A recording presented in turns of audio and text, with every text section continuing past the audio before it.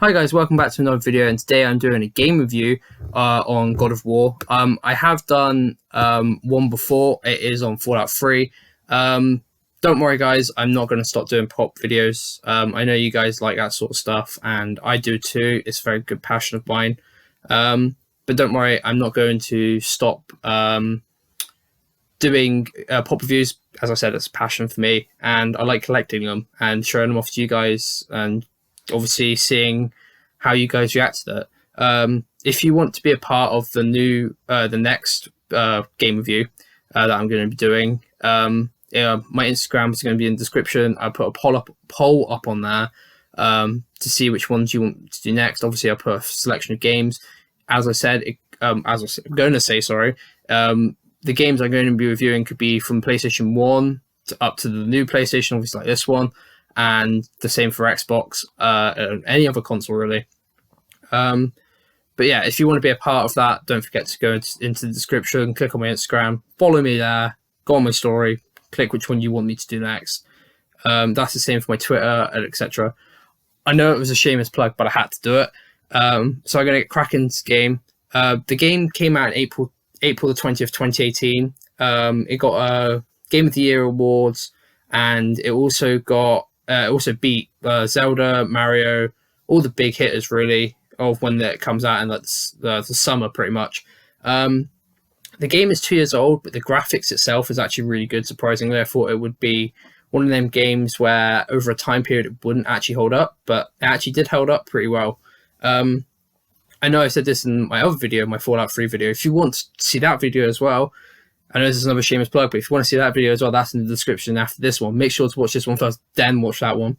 But yeah, the graphics do held up pretty well. I only played this game, surprisingly, only about 4 months ago. I've sunk a lot of hours into this game. The game is roughly around about 40 hours long for just the main campaign. It is a single-player game. It's not actually a multiplayer game. It's nothing to do with multiplayer. Plus, you don't have any loot boxes in there or anything. So don't worry, guys. You don't have to worry about surprise mechanics, as EA like to say. Nope, there's none of that in the game. It is just pure single-player game campaign with a lot of story and also a lot of side missions. The side missions alone are like 12 hours long. So you got roughly about 52 to 54-hour game if you kind of go through it at a certain pace. The camera angles and third person and over the shoulder. It is also a PlayStation 4 exclusive, unfortunately. The only problem that I say with the whole PlayStation 4 exclusives, as you can see from like the picture in front of you now, it's a really detailed game, and I wish more people could experience the story to this game. Unfortunately, not everyone can afford a PlayStation and an Xbox, so this is why I'm reviewing it today for you guys. As I'm going to say, it's slower paced with the game. It's not such a I wouldn't say it's like a drag, but sometimes it can be very repetitive, this game. It does have puzzle elements and obviously combat. Combat isn't as aggressive as like the other God of War games, but you don't have to worry about that. You don't have to worry if you haven't played the other God of War games. You can obviously jump straight into this. You still have to know a bit about Kratos, but apart from that, it doesn't really matter. As you can tell on the photo in front of you, the kid with the bow, he's your son. You have to take him to spread his mother's ashes. He's your son. You find that later out in the game. It's not massive spoiler. It's kind of obvious. I'm trying to avoid spoilers for you guys as best I can. I know it's a 2-year-old game, but if you haven't played the game before, I don't want to ruin it for you. And obviously, if you get a PlayStation, yeah, the game roughly retails about £40, and about $50, which isn't too bad. It'll probably drop in price considering the PlayStation 5 is coming out soon, in I think November, December time apparently. Rumors are around that. So you could get it for about 25 to 30 if you hold on it. Your probably best place you can get this in the UK is probably Game and such, etc. stuff like that. You can get it from shop like supermarkets, etc. But if you want deals and stuff probably go to like Game in the UK, or if you are from the US, probably get it from GameStop, or I think EB Games possibly might have it. I don't know, but if you're in America, you know where to get games and stuff. So I'm just giving you a suggestion. With the with the upgrades itself, it kind of gives you a lot to do, but like at the same time, it's progression based. So if you're a certain part in the story, it's not going to give you all the unlocks. With the whole customizability, as you can see on the screen now, you have a leveling system, which gives you your strength and etc. So you have your strength, your defense, luck, and cooldown, and Rurik, I think it's called. Sorry, I can't speak English very well, apparently.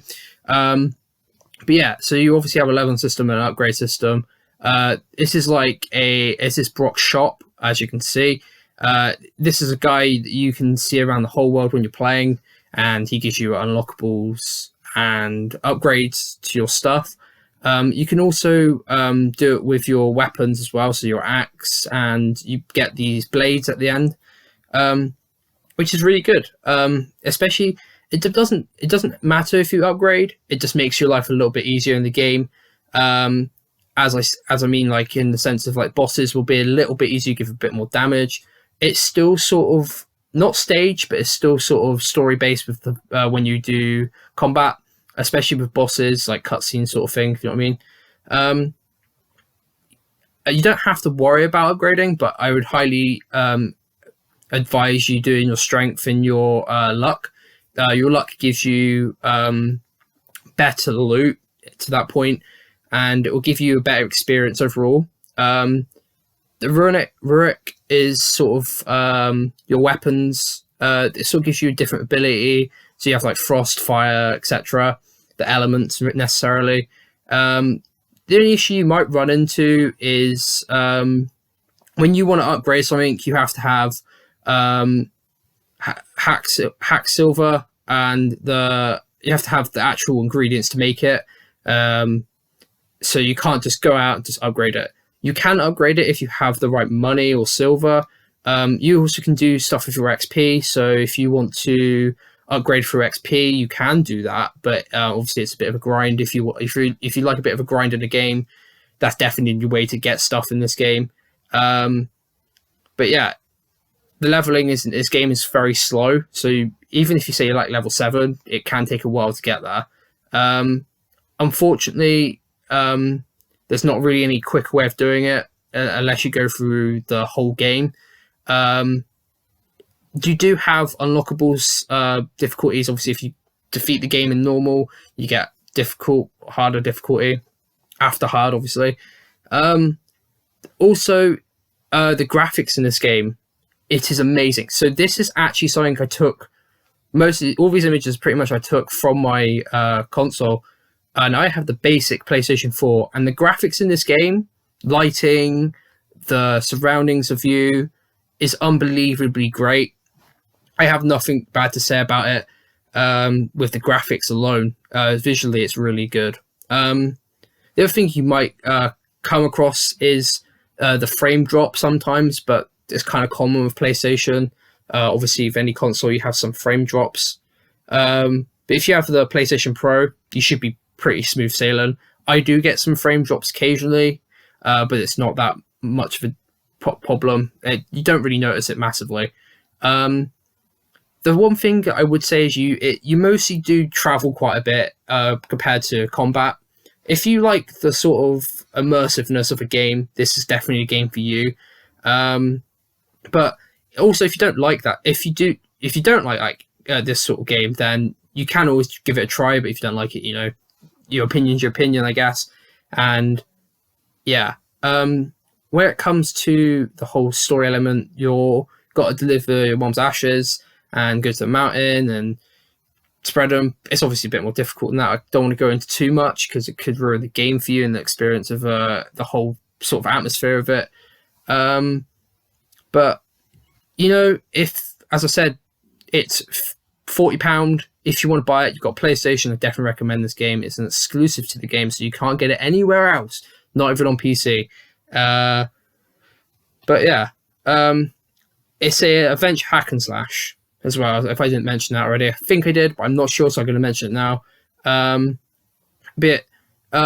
With the game itself, it's kind of hard to explain.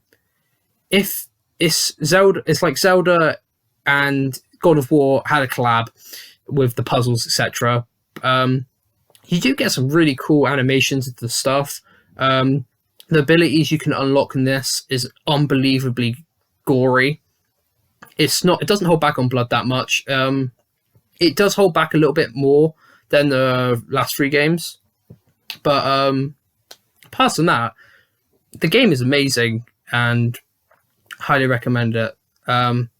But if you did like this video, guys, I hope you did. I hope if I missed anything out, make sure to put it in the comments. Also, I put stuff on top of the screen throughout the video if you want to put it on to see what you think of what your opinions are.